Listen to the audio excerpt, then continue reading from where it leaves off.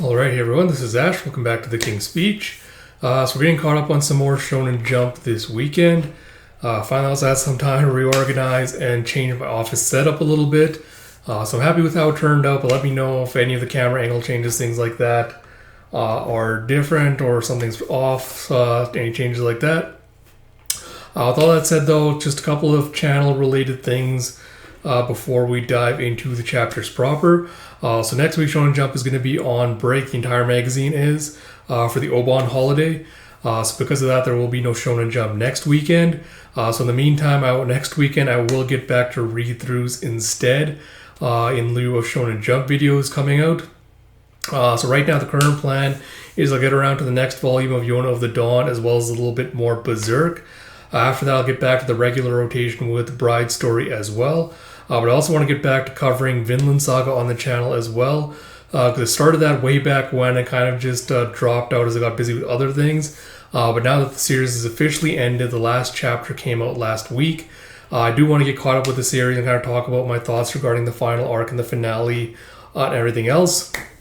So look forward to that. So a lot of good things are going to be coming your way. So if you haven't already, please do like, comment, subscribe, all that good stuff. Just a general PSA that I've been putting out all my other videos this weekend. If you leave a comment on any of my videos that is condescending or insulting, especially with regards to things I've talked about before, with regards to my struggles with mental health, things like that, you are just going to I'm just going to start putting people on blast, because I've tried being nice. I've tried giving people the benefit of the doubt, and it's just made them double down instead of taking the hint. So I feel like the only way to start dealing with that is to just start being mean instead.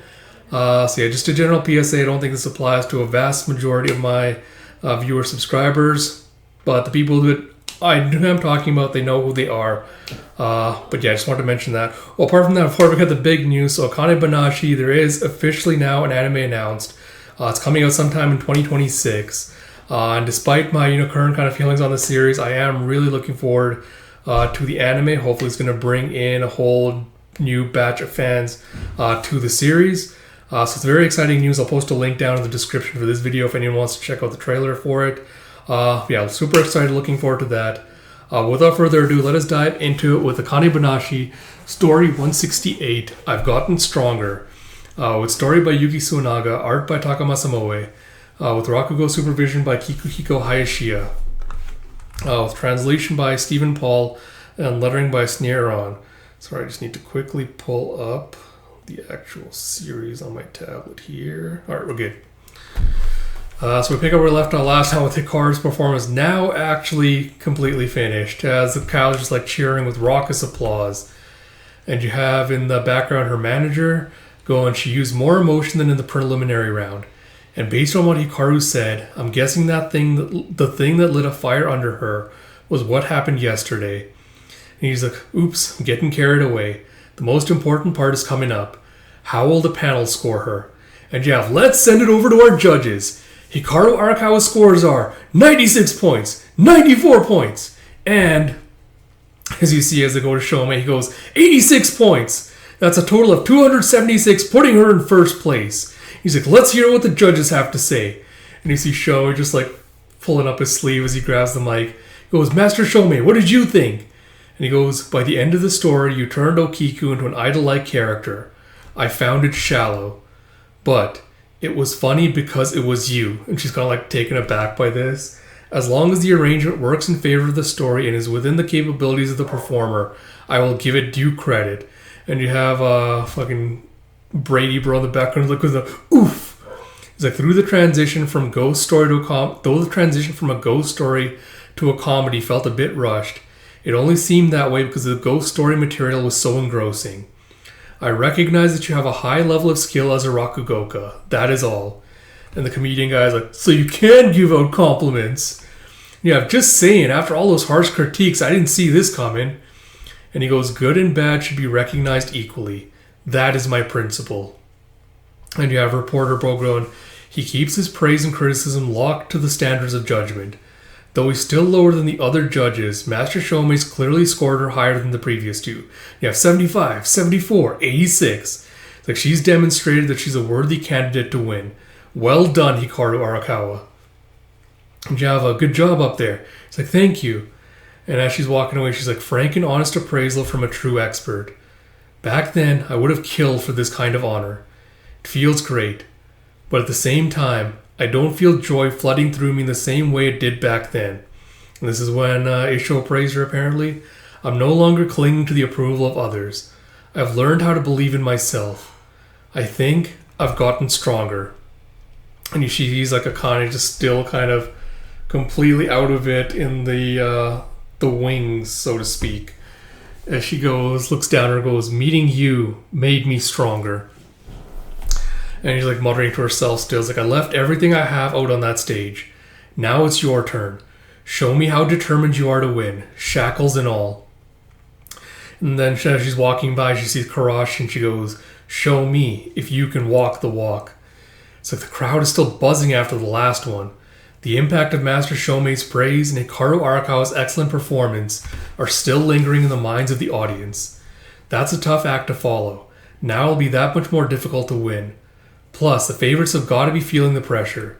I'm sure he's thinking, it's like, you're having the time of your life, aren't you? You have an as you see his girlfriend going, you've always liked playing on hard mode anyway. Am I wrong? It's like, I hate when you act like you know everything.